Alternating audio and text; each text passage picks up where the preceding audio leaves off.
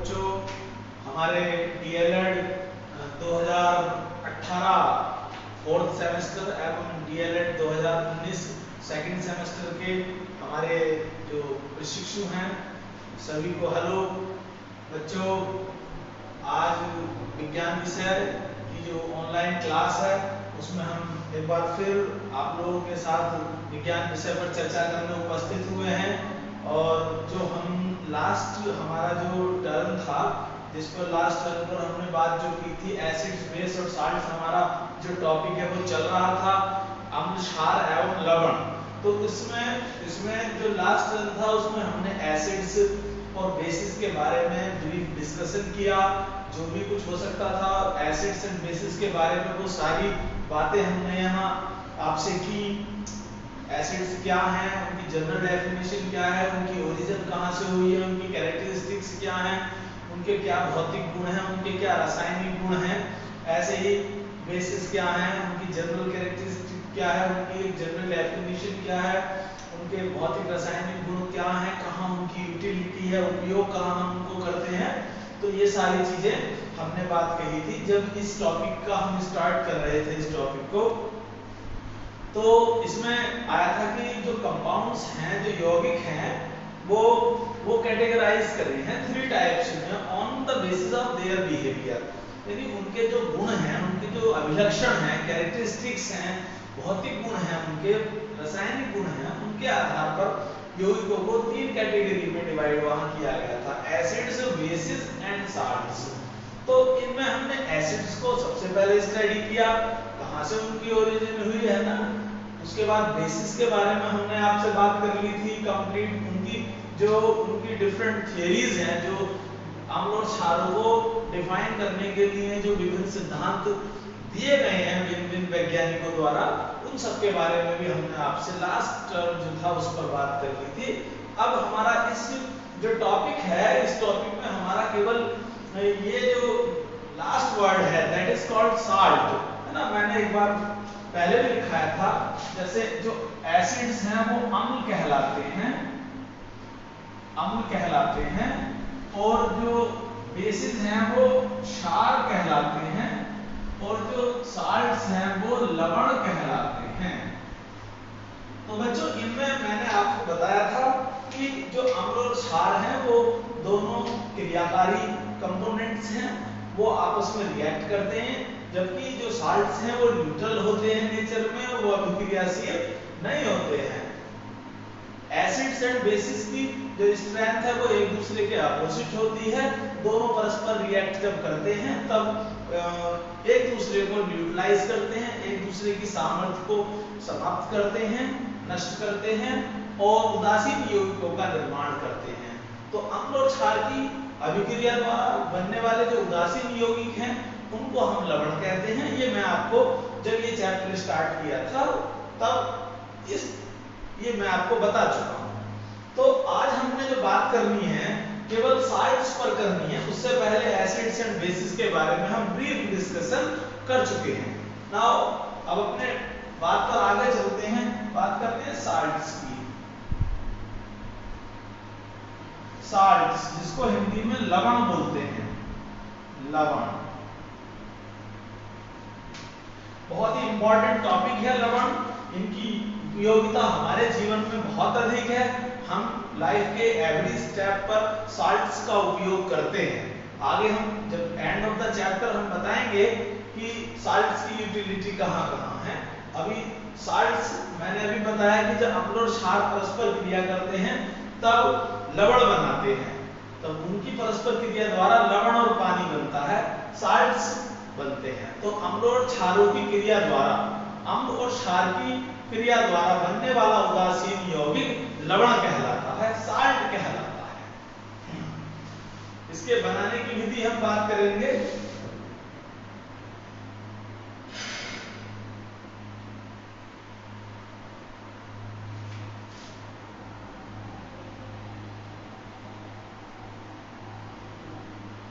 Methods of preparation, बनाने की विधियां क्या हैं।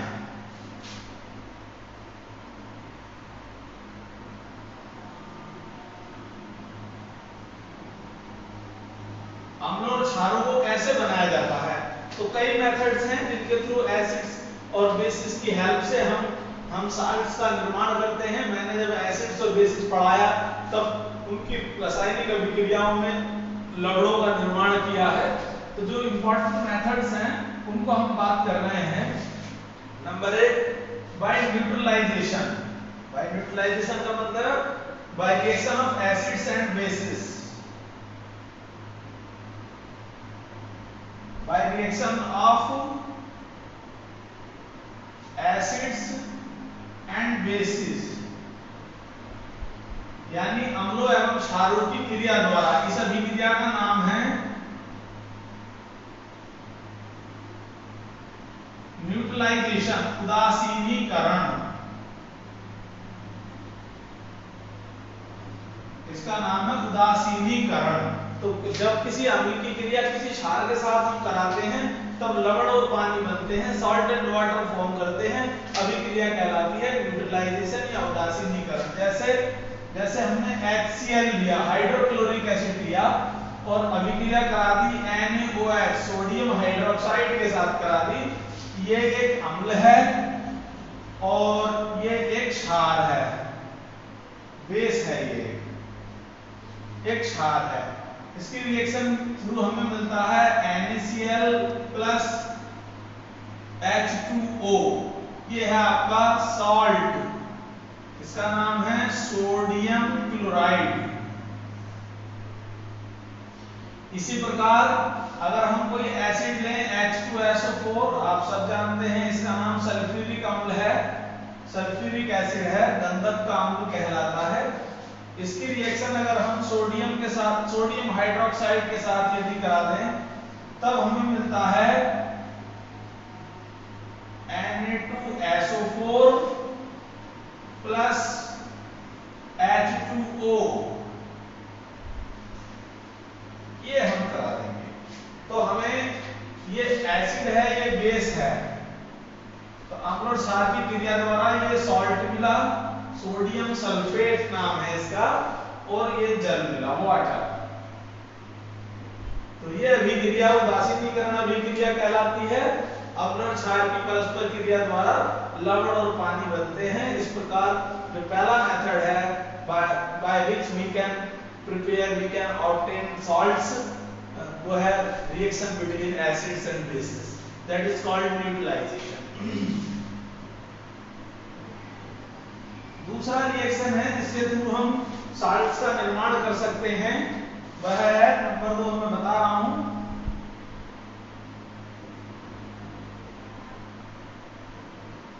Bye reaction of metals with acids. यानी धातुओं की अम्लों से क्रिया द्वारा, अगर हम धातुओं की अम्लों से क्रिया कराते हैं तो धातु लवण प्राप्त होते हैं और हाइड्रोजन गैस लिबरेट करती है, हाइड्रोजन इवॉल्व करती है, हाइड्रोजन गैस उत्पन्न होती है। यह अभिक्रिया हमने पीछे भी पढ़ी थी जब हम अम्लों की रासायनिक अभिक्रिया पढ़ रहे थे। जैसे हमने कहा Zn प्लस H2SO4, आपको मिलेगा ZnSO4 प्लस हाइड्रोजन इवॉल्व कर गए यहां से। तो ये अभिक्रिया ऐसी अभिक्रिया है by which we can prepare salt with the liberation of hydrogen gas. जैसे Mg plus HCl, MgCl2 plus hydrogen evolve कर जाएगा, 2HCl यहां लगेगा। तो इस तरह से मैग्नीशियम क्लोराइड नाम का साल्ट आपको यहां मिल गया। जैसे कैल्शियम प्लस H2SO4, आपको मिल जाएगा CaSO4 plus H2 gas evolve कर गया, है ना, हाइड्रोजन गैस, और कैल्शियम सल्फेट लवण आपको प्राप्त यहां हो गया। तो इस प्रकार धातुओं से अम्लों की क्रिया द्वारा भी हम लवण प्राप्त कर सकते हैं। तीसरा जो रिएक्शन है इसका वो है धातु ऑक्साइडों से अम्लों की क्रिया द्वारा।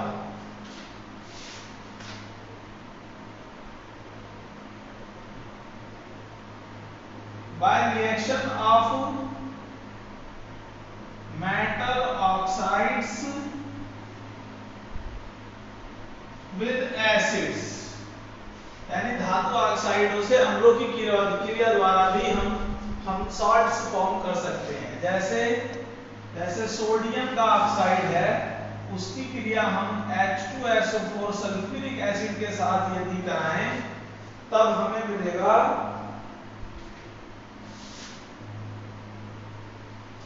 Na2SO4 प्लस H2O, ये आपको प्राप्त हो जाएगा।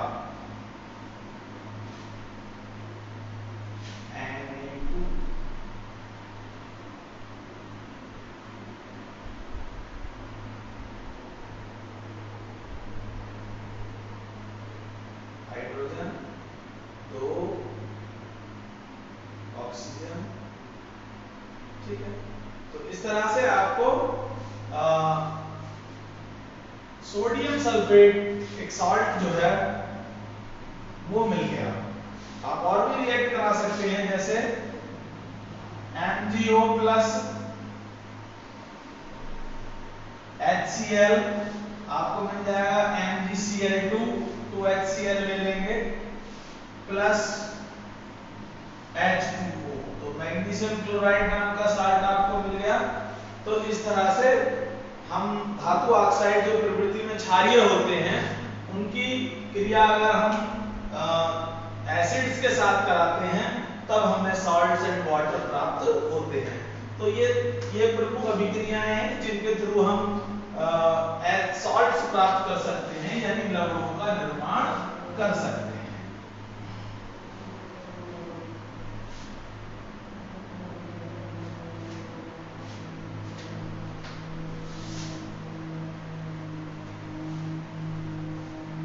अब आता है सॉल्ट्स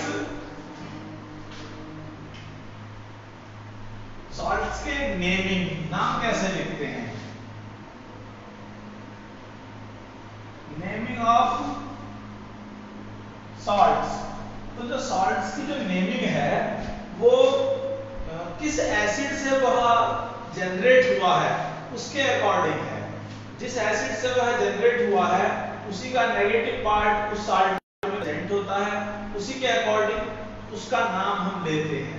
तो उसी के आधार पर सॉल्ट्स के नाम रखे गए हैं। मैं उनके नाम जिस एसिड से वो जनरेट हुए हैं वो और कुछ एग्जांपल्स के साथ यहाँ लिख रहा हूँ। जैसे देखो, ये तो है साल्ट्स और सोर्स एसिड, किस अम्ल से उसकी उत्पत्ति हुई है और एग्जांपल्स। तो जैसे सबसे पहले हम बात करें नंबर 1 सल्फेट्स। सल्फेट्स बहुत अधिक मात्रा में पाए जाते हैं, बहुत अधिक संख्या में पाए जाते हैं।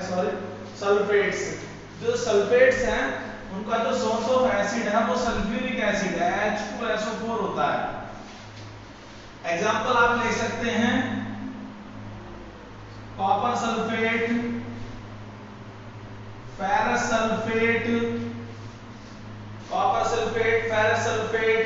आपका भी मैंने बनाया था सोडियम सल्फेट Na2SO4 आदि, बहुत सारे सल्फेट्स हैं। मैग्नीशियम का भी सल्फेट बन जाता है MgSO4। तो सल्फेट्स। दूसरा टाइप है chlorides.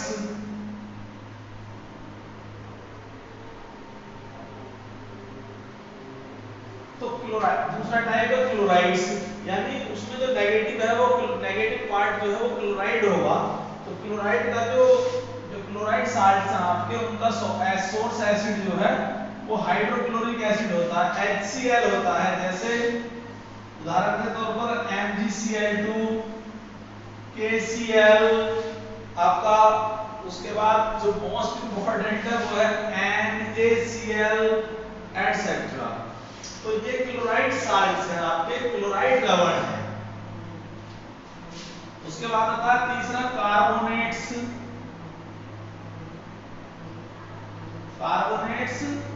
And bicarbonates.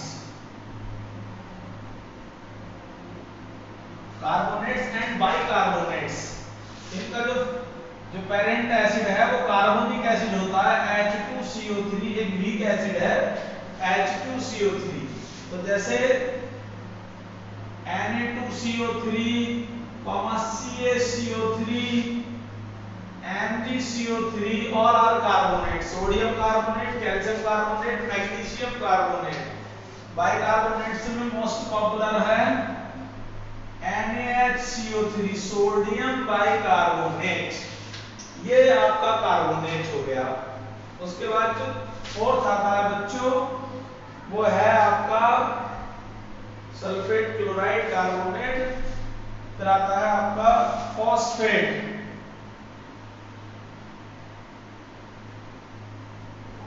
Phosphate salt, इसका जो पेरेंट एसिड है जिससे इनकी उत्पत्ति हुई है वो है phosphoric acid H3PO4, that is called phosphoric acid.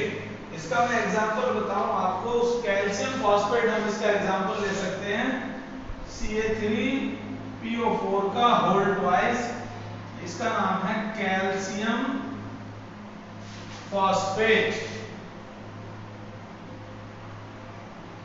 इसका एग्जांपल है, फर्टिलाइजेशन में काम आता है, फर्टिलाइजर्स बनाने में काम आता है। एक फिफ्थ टाइप के आपके जो साल्ट्स हैं वो है नाइट्रेट्स, NITRATES, नाइट्रेट्स। इनका जो सोर्स एसिड है वो HNO3 होता है। HNO3 का मतलब है नाइट्रिक एसिड होता है। नाइट्रिक एसिड हमारी स्किन को टच में आने पर स्किन को येलो कलर में कन्वर्ट कर देता है, प्रोटीन से उसका रिएक्शन है वो, तो नाइट्रिक एसिड है इसका सोर्स एसिड। जैसे जैसे आपका सोडियम नाइट्रेट है, कॉपर नाइट्रेट है, पोटेशियम नाइट्रेट है। जैसे सोडियम नाइट्रेट का NaNO3, पोटेशियम नाइट्रेट का फार्मूला KNO3 और CuNO3 का होल ट्वाइस जो हो जाता है that is called copper nitrate. तो इस तरह से नेमिंग हमने एसिड सॉल्ट्स की है। सॉल्ट्स की नेमिंग हम किससे करते हैं, उनका जो सोर्स एसिड है उसका जो नेगेटिव पार्ट है ना, जैसे यहाँ सल्फेट है नेगेटिव पार्ट, तो साल्ट्स कौन से होंगे, सल्फेट्स कहलाएंगे। यहाँ क्लोराइड है नेगेटिव पार्ट HCl का, तो साल्ट्स कौन से होंगे, इससे बने हुए क्लोराइड साल्ट्स कहलाएंगे।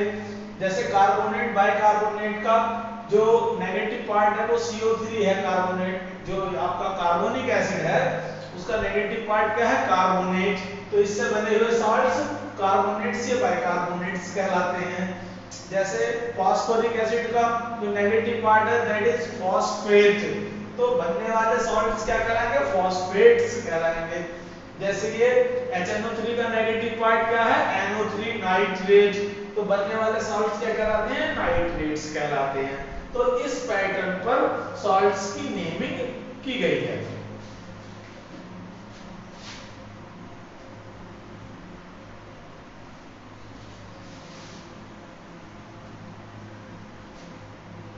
अब हम बात करते हैं सॉल्ट्स की जो विशेष गुण है, कुछ उनकी प्रॉपर्टीज ऑफ सॉल्ट्स।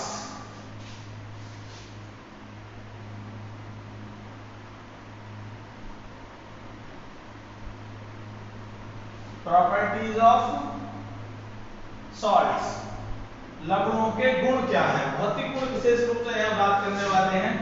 नंबर 1 है कि ये ऑर्डिनरी यानी नॉर्मल टेम्परेचर पर ऑर्डिनरी फॉर्म में क्या रहते हैं, सॉलिड फॉर्म में रहते हैं। Exist in solid form, exist in solid form यानी ठोस अवस्था में पाए जाते हैं। दूसरा नंबर 2, having high melting and boiling points,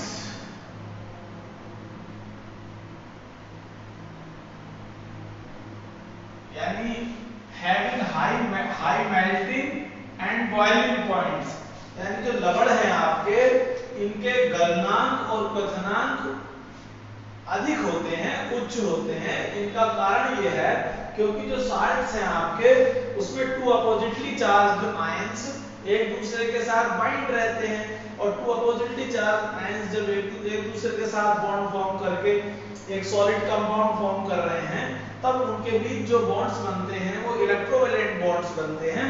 और इलेक्ट्रोवैलेंट बॉन्ड्स जो इलेक्ट्रोस्टैटिक अट्रैक्शन फोर्स रहता है उनके दोनों आयंस के बीच, वो स्ट्रॉन्ग इलेक्ट्रोस्टैटिक अट्रैक्शन फोर्स की वजह से वो एक दूसरे से फर्मली बॉन्डेड रहते हैं, मजबूती से बंधे रहते हैं।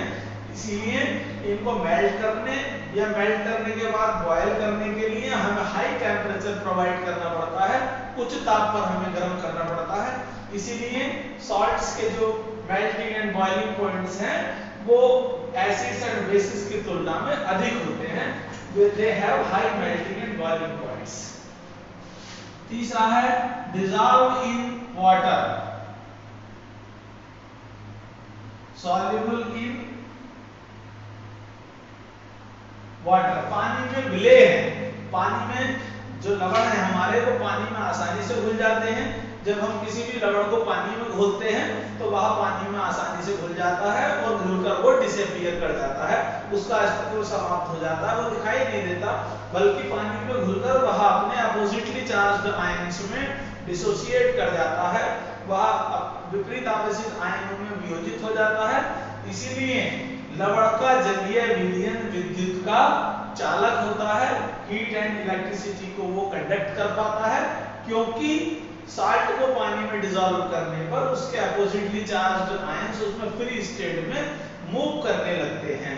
वो इसलिए होता है क्योंकि जो वाटर है उसकी डाइलेक्ट्रिक कांस्टेंट बहुत हाई होता है।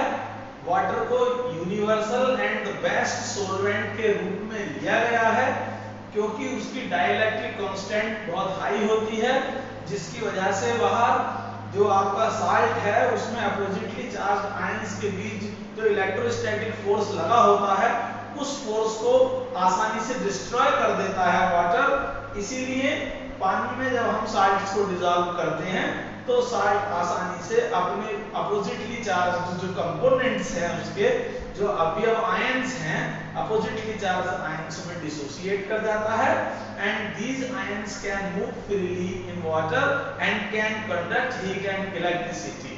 इसीलिए जो लवणों का या सॉल्ट्स का जो वाटर सॉल्यूशन है वो कैसा होता है, वह हीट एंड इलेक्ट्रिसिटी का चालक होता है, can conduct heat and electricity, ऊष्मा एवं विद्युत का सुचालक होता है।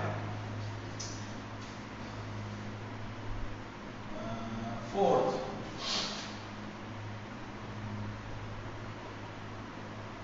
वही लिख रहा हूं, can conduct heat and electricity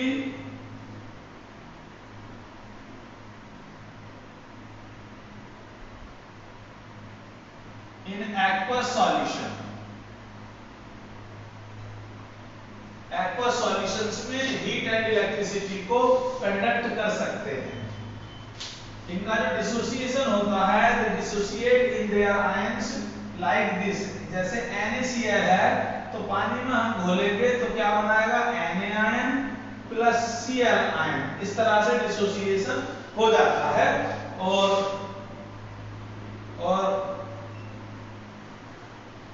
ये दोनों अनडिसोसिएटेड सोडियम क्लोराइड या any other salt and dissociated ions के बीच एक केमिकल इक्विलिब्रियम एस्टैब्लिश कर जाता है ना। तो इस प्रकार से डिसोसिएशन जो है वो सॉल्ट्स का वाटर में होता है।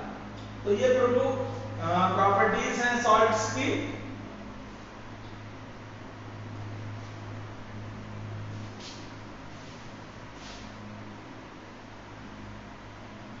अब बात करेंगे हम प्रॉपर्टीज ऑफ सॉल्ट्स के बाद आता है टाइप्स ऑफ सॉल्ट। सॉल्ट्स के प्रकार कितने हैं?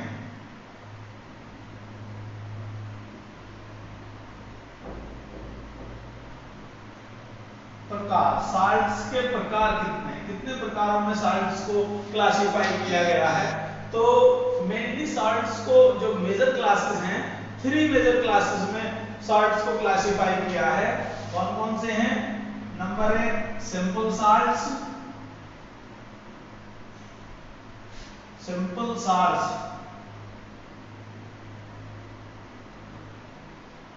नंबर 2 आपके डबल सॉल्ट्स।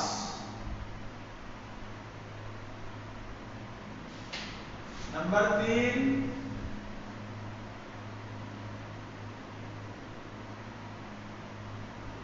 Complex salts.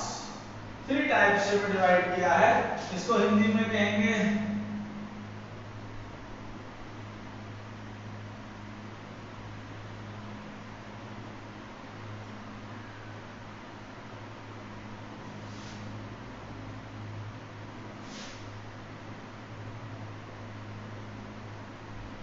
दीप लवण,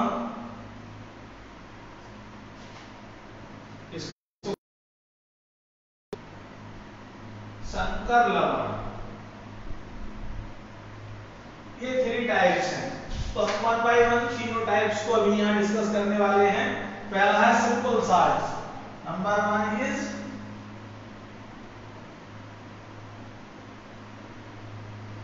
सिंपल सॉल्ट्स यानी साधारण लवण। तो साधारण लवण चूंकि प्रकृति में साधारण होते हैं, है ना, दो या दो से अधिक प्रकार के आयंस से बने होते हैं। प्राय इन्हें अम्लों से प्राप्त किया जाता है। अम्लों से हाइड्रोजन के विस्थापन द्वारा इस प्रकार के लवण प्राप्त होते हैं। इनको भी फर्दर 3 क्लासेस में क्लासिफाई किया गया है। उनको हम नंबर 1 नंबर 2 भी ले रहे हैं। एक होते हैं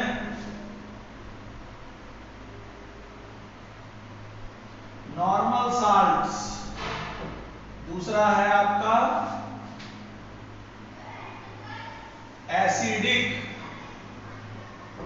सॉल्ट्स और तीसरा है आपका बेसिक सॉल्ट्स। इनको हिंदी में बोलते हैं सामान्य लवण,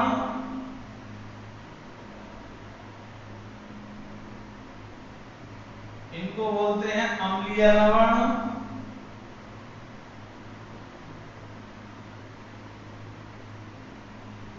और ये कहलाते हैं आपके क्षारीय लवण।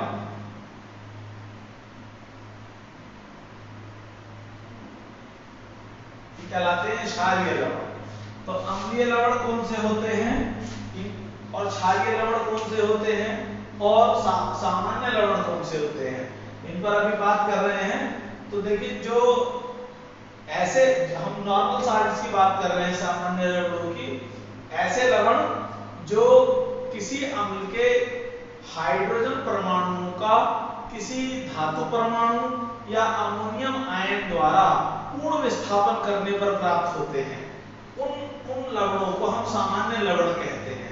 The salts which are obtained by the complete displacement of the hydrogen ions by the metal ions and by the metal ions or ammonium ions, यानी धातु आयन या अमोनियम आयन द्वारा यदि किसी अम्ल के सभी हाइड्रोजन परमाणुओं का विस्थापन कर दिया जाता है, तब प्राप्त होने वाले जो लवण हैं वो नॉर्मल यानी नॉर्मल सॉल्ट्स या सामान्य लवण कहलाते हैं।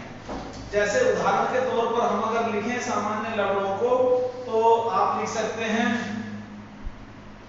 CuSO4 कॉपर सल्फेट, जैसे आप लिख सकते हैं FeSO4 फेरस सल्फेट, जैसे आप लिख सकते हैं Na2SO4 सोडियम सल्फेट,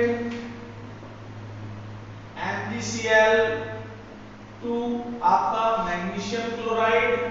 इसमें सभी ऐसे लवण हैं जो अम्ल के सभी हाइड्रोजन एटम्स को, इसमें एक और लिख सकते हैं NH4Cl आदि। अमोनियम क्लोराइड भी एक ऐसा ही लवण है। तो जैसे कॉपर सल्फेट है, H2SO4 से मिला है, दोनों हाइड्रोजन कॉपर धातु आयन द्वारा विस्थापित हो गए। यहाँ दोनों हाइड्रोजन Fe आयन द्वारा विस्थापित हो गए, दोनों हाइड्रोजन सोडियम के आयन द्वारा विस्थापित हो गए, Mg आयन द्वारा विस्थापित हो गए हाइड्रोजन, और यहाँ HCl में एक H अमोनियम आयन द्वारा विस्थापित हो गया है। मतलब जो जिन एसिड्स से हम इन सॉल्ट्स को बना रहे हैं, उन एसिड्स की सभी हाइड्रोजन आयंस को या तो धातु आयन ने या फिर अमोनियम आयन ने कंप्लीटली डिस्प्लेस कर दिया है।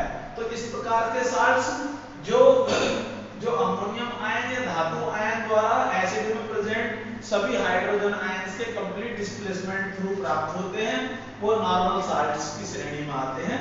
सामान्य लवण कहलाते हैं।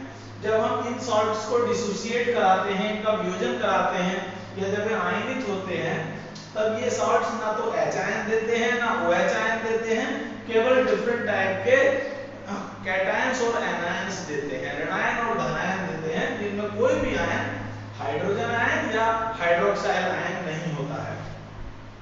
तो इस प्रकार के सॉल्ट्स केवल अपने कैटायन व एनायन देते हैं, हाइड्रोजन आयन या OH आयन ये वियोजन पर नहीं देते हैं।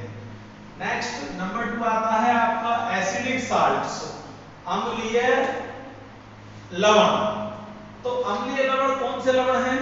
जैसे यहाँ अभी पढ़ा कि सोर्स एसिड के सारे हाइड्रोजन आयन्स को मेटल आयन या अमोनियम आयन थ्रू रिप्लेस कर दिया, डिस्प्लेस कर दिया, है ना, तब जो लवण मिले। अब यहाँ क्या है कि जो आपका सोर्स एसिड है, सोर्स एसिड से हाइड्रोजन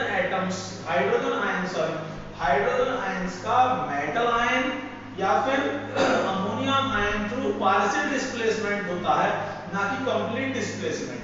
तो पार्शियल डिस्प्लेसमेंट थ्रू जो आपके सॉल्ट्स हमें मिलते हैं आंशिक विस्थापन द्वारा, मतलब जैसे 2 हाइड्रोजन किसी एसिड में है तो उनमें से एक का विस्थापन हो गया, एक बच गया, 3 है तो एक का विस्थापन हो गया, 2 का विस्थापन हो गया, इस तरह से।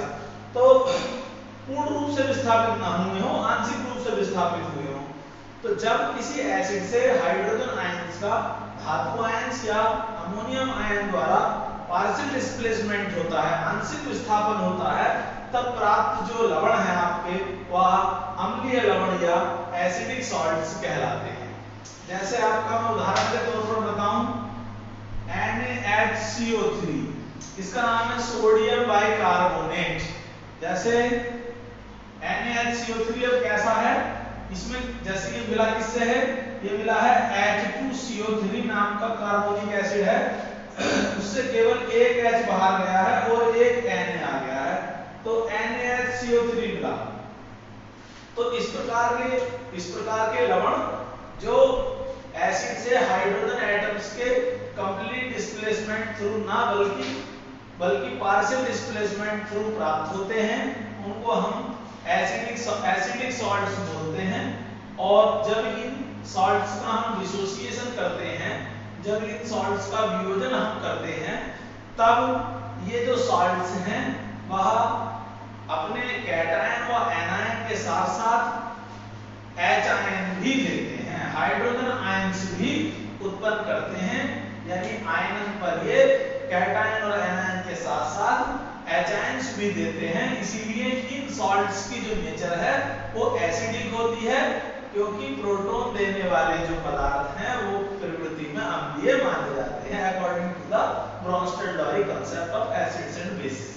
तो इसीलिए इस प्रकार के जो लवण हैं जो वियोजन पर, आयनित होने पर अम्लीय और अपने कैटायन और एनायन के साथ साथ हाइड्रोजन आयन देते हैं, प्रकृति में अम्लीय माने जाते हैं, उनकी नेचर एसिडिक होती है, इसलिए उनको एसिडिक सॉल्ट्स या अम्लीय लवण कहा गया है।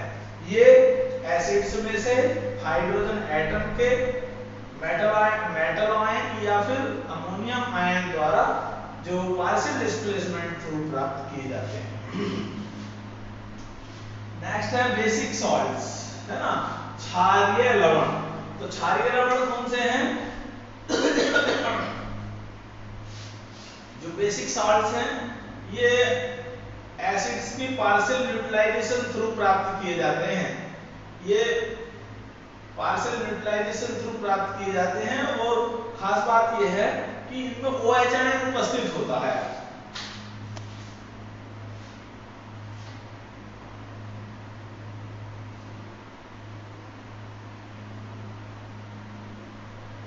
इनमें OH आयन उपस्थित होता है ना, खास बात यह है कि इनमें OH आयन उपस्थित होता है, और जब इसका हम वियोजन करते हैं तो इनमें कैटायन और एनायन के साथ साथ OH आयन भी उत्पन्न होते हैं, और इसीलिए इनकी प्रवृत्ति क्षारीय होती है। जैसे ZnOHCl है, ये देखिए आप ZnOHCl।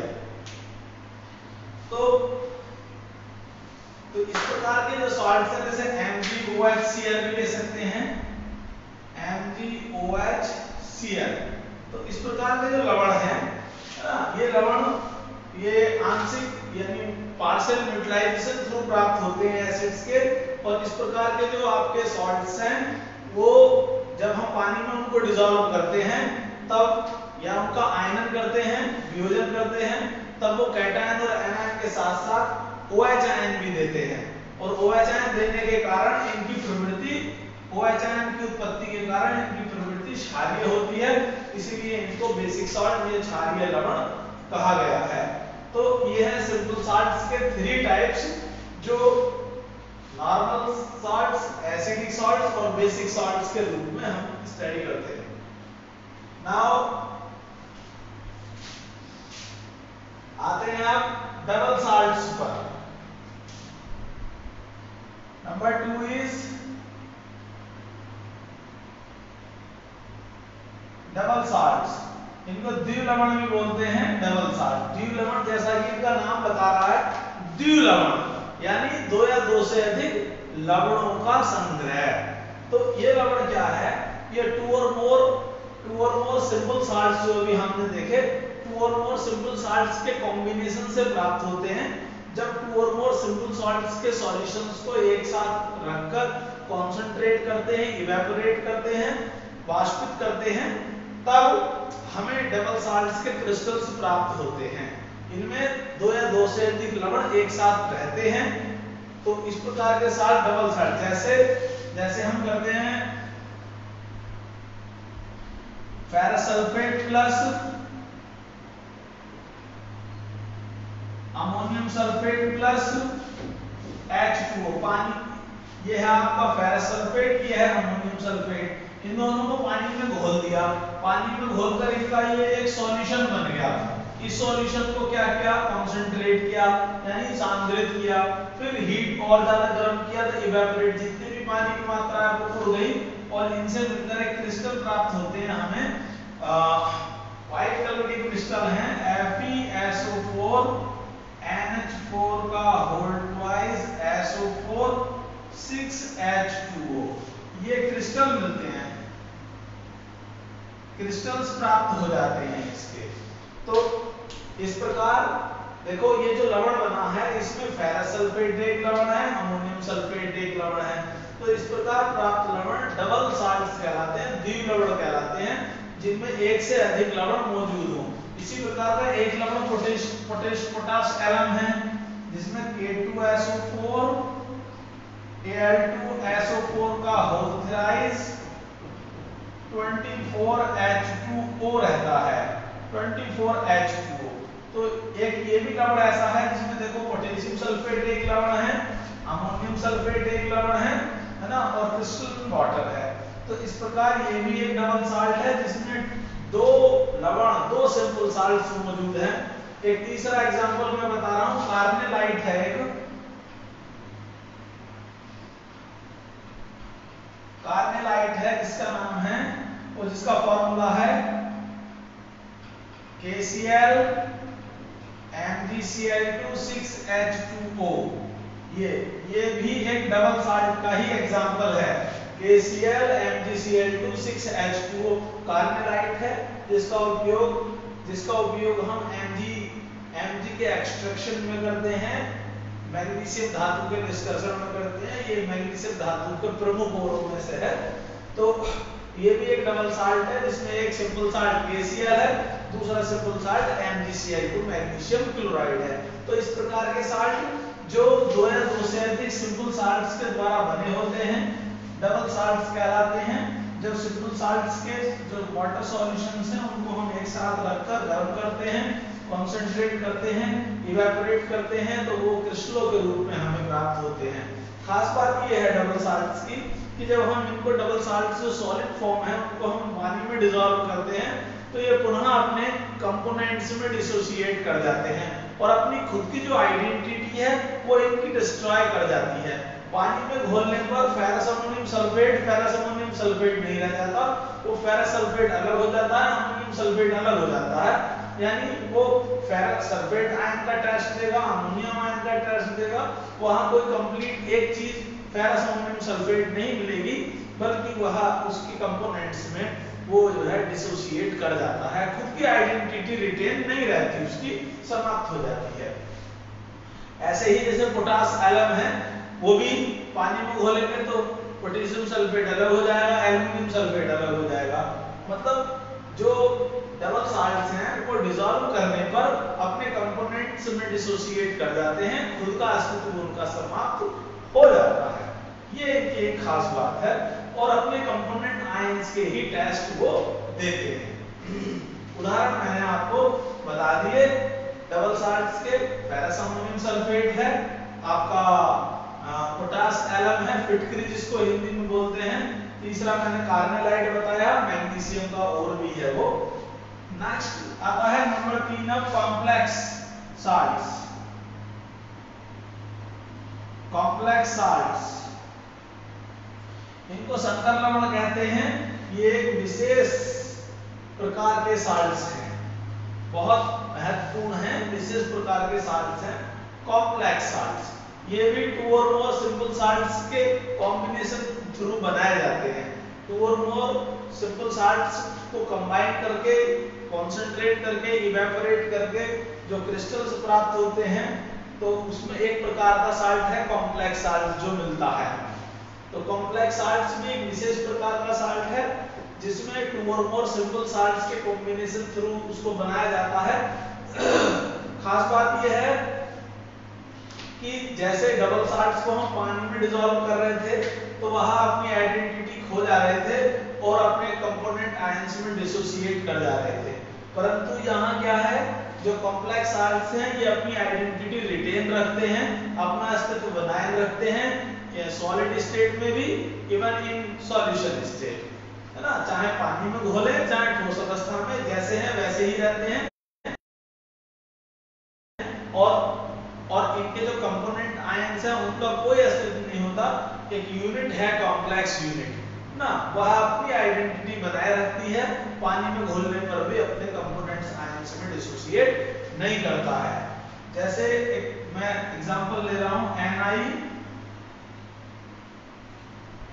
निकल क्लोराइड और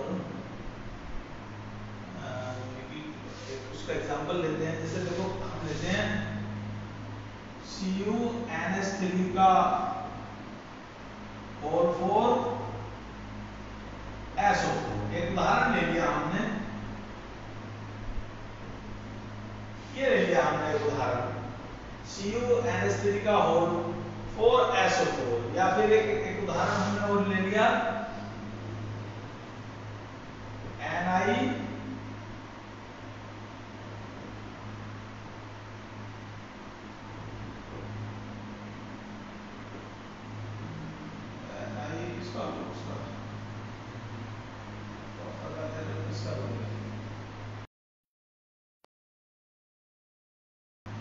इसी बात करते हैं का होल पर इसमें क्या हुआ होगा, इसमें कॉपर, जो आपका कॉपर सल्फेट है, कॉपर सल्फेट अमोनियम के किसी सॉल्ट के साथ कंबाइन कराया होगा, लेकिन अगर हम इस जैसे ये सॉल्ट है हमारा पूरा, इसमें 2 सॉल्ट्स मिले होंगे, यानी कॉपर सल्फेट एक होगा, दूसरा होगा अमोनियम का सॉल्ट। तो जब हम अब दोनों के कॉम्बिनेशन से हमें ये इसके क्रिस्टल प्राप्त हुए, जब हम इसको पानी में डिसॉल्व कर रहे हैं तो ये क्या करता है, CuNH3 का होल 4 ये कॉम्प्लेक्स बना रहता है, प्लस क्या बस SO4 बाहर चला जाता है इस तरह से। तो ये इस तरह से डिसॉल्व करता है।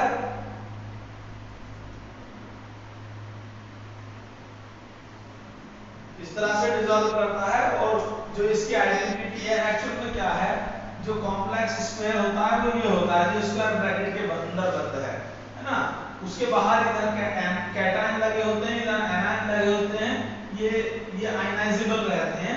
जो कॉम्प्लेक्स स्पीसी है वो ये है। तो पानी में घोलने पर भी कॉम्प्लेक्स स्पीसी अपनी पहचान बनाए रखती है, वो कॉपर और अमोनियम में डिसोसिएट नहीं करती है। इसीलिए ये जो है सॉलिड स्टेट में भी और सॉलिड सॉल्यूशन स्टेट में भी दोनों में अपनी पहचान बनाए रखते हैं। ऐसे सॉल्ट्स कॉम्प्लेक्स सॉल्ट्स कहलाते हैं। तो ये हो गया डबल सॉल्ट। और कॉम्प्लेक्स सॉल्ट्स, बहुत सारे एग्जांपल्स है कॉम्प्लेक्स सॉल्ट्स के। जैसे आपको मैं एक और एग्जांपल बताने वाला था, NiCO का काम पीछे देगा, NiNH3 का होल अगर हम कर दें Cl2 होल 4 Cl2 क्लोराइड। तो जैसे ये भी एक कॉम्प्लेक्स है, तो इसमें क्या है, निकल का कॉम्प्लेक्स है ये, टेट्रा निकल क्लोराइड इसका नाम है। इसमें क्या है, इसमें निकल क्लोराइड जो आपका ग्रीन कलर का है, जो निकल क्लोराइड आपका ग्रीन कलर का है, उसे अमोनियम सॉल्ट में डिसॉल्व करके हम जब इनका कॉम्बिनेशन कराते हैं तो निकल क्लोराइड का जो ग्रीन कलर है वो डिसअपीयर कर जाता है, वो खत्म हो जाता है और ये नया कॉम्प्लेक्स बनता है। और जब हम इसको पानी में डिसॉल्व करते हैं, खास बात ये है जब हम इसको पानी में डिसॉल्व कर दें तो 3 का होल 4 ये अपनी आइडेंटिटी बनाए रखता है, प्लस Cl क्लोराइड आयन बाहर चले जाते हैं। अर्थात कहने का मतलब मेरा ये है कि जैसे डबल सॉल्ट अपने कंपोनेंट आयन से डिसोसिएट कर जाते हैं, इस प्रकार आपके जो कॉम्प्लेक्स आयंस हैं वो पानी में घुलने पर अपने कंपोनेंट आयन से डिसोसिएट नहीं करते हैं, बल्कि अपनी पहचान बनाए रखते हैं और वहां एक यूनिट के फॉर्म में रहते हैं और अपने कंपोनेंट आयंस का कोई टेस्ट वो नहीं देते।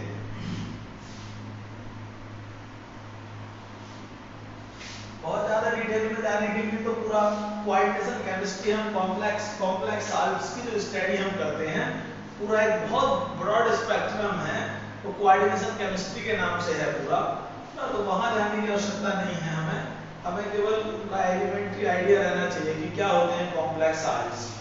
अब लास्ट में जो है वो है, ये थर्ड था आपका कॉम्प्लेक्स सॉल्ट्स।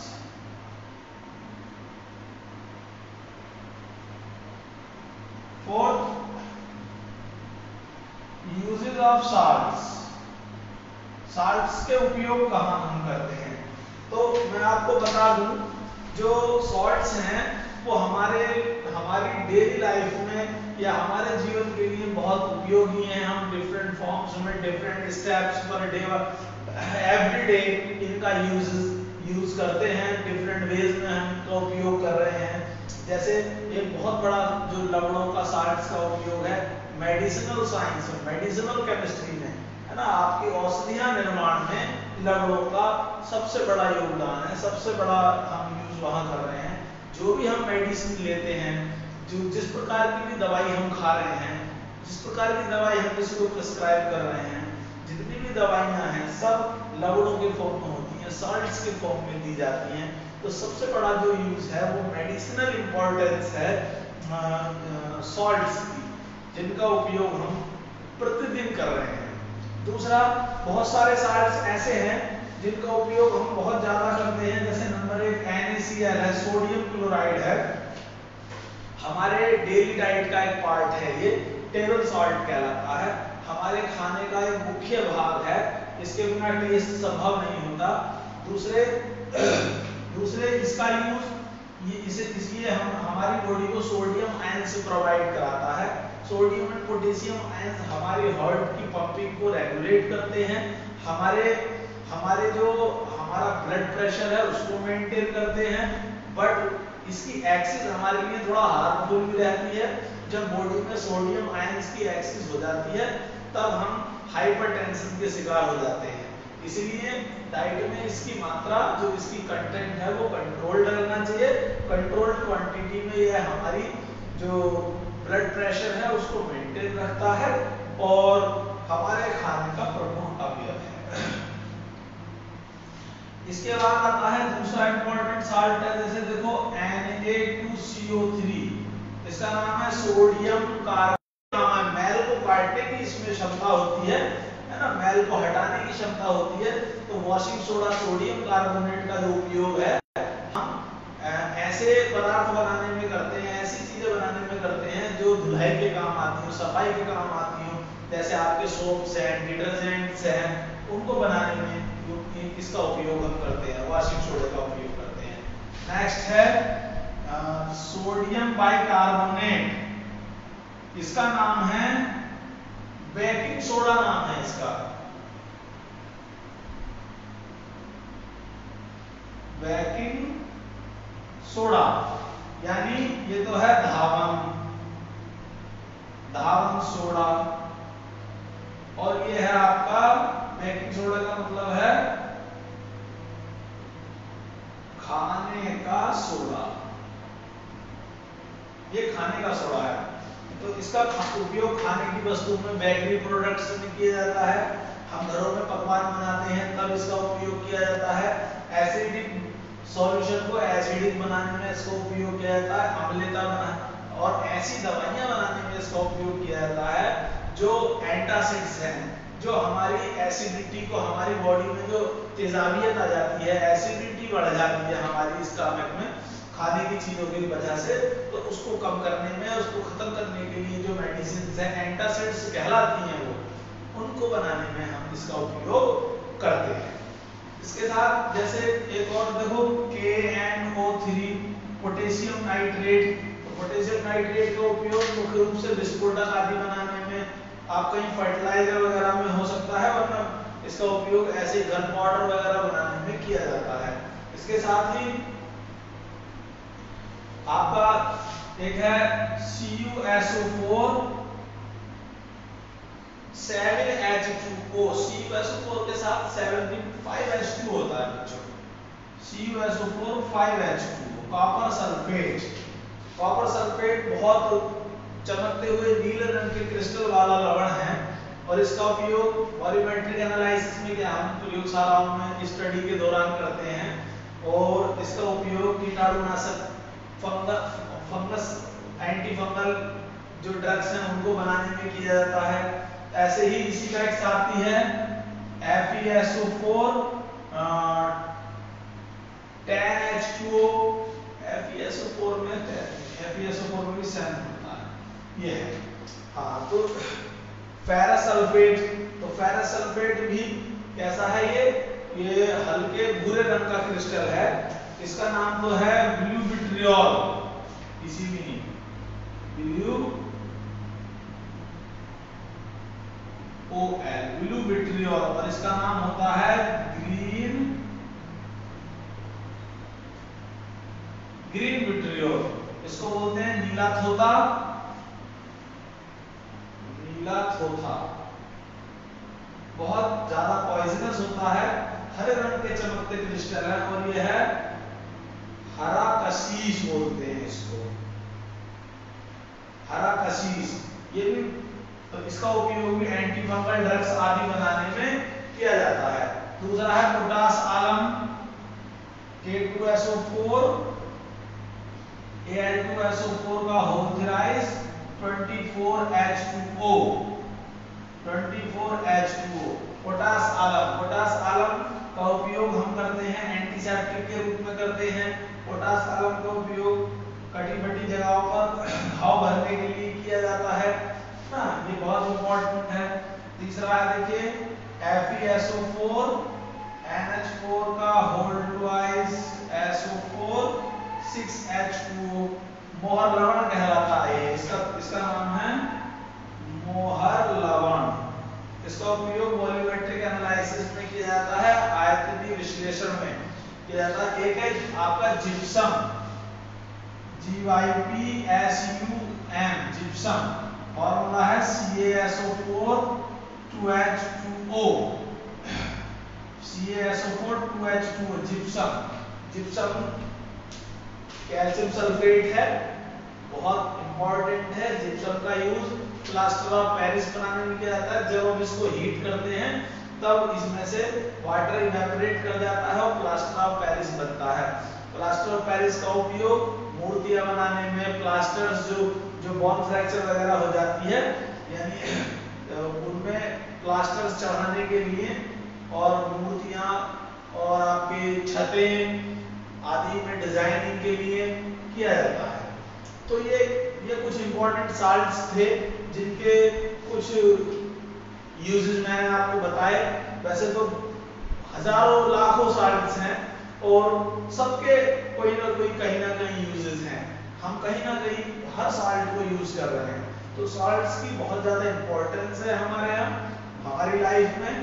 कुछ थे जो मैंने आपको कुछ बताए हैं, बहुत हजारों हैं, हम हजारों की संख्या में यहाँ डिस्कस नहीं कर पाएंगे, लेकिन जो इम्पोर्टेंट है जिनका हम लगभग डेली यूज कर रहे हैं वो मैंने यहाँ बता दिए।